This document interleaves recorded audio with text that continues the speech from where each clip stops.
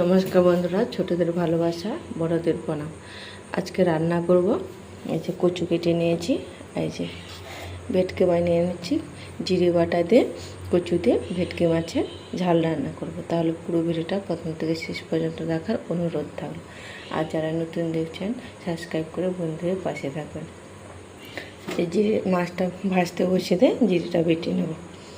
তাহলে রান্নাটা শুরু করছি। কড়াইটা বসে মাছগুলো ভেজে নেব।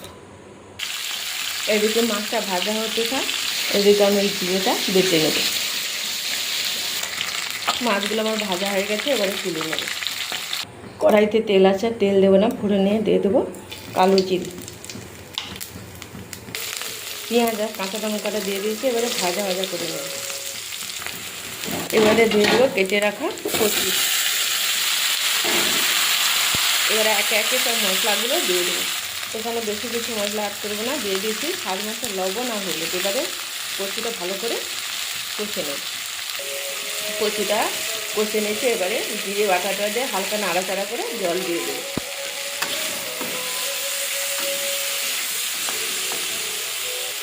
ভালো করে জিরে বাটা দিয়ে একটু নাড়াচাড়া করে নিয়েছি, এবারে জল দিয়ে দেবো।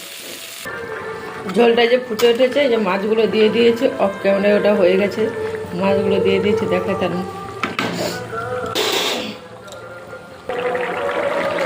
কচু দিয়ে আমার ভেটকি মাছের ঝালটা আমার হয়ে গেছে, এবারে নামিয়ে নেব।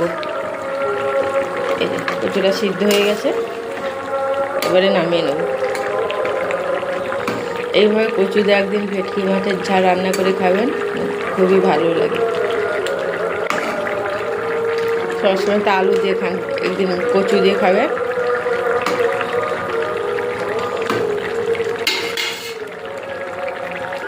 এই দেখুন, কচু দিয়ে আমার ভেটকি মাছের ঝালটা হয়ে গেছে। এটা কাঁচা লঙ্কা তরকারি রান্না করেছে তো, তাই একটু সাদা সাদা মতন লাগছে। তাহলে বন্ধুরা আজকে আসছি, টাটা।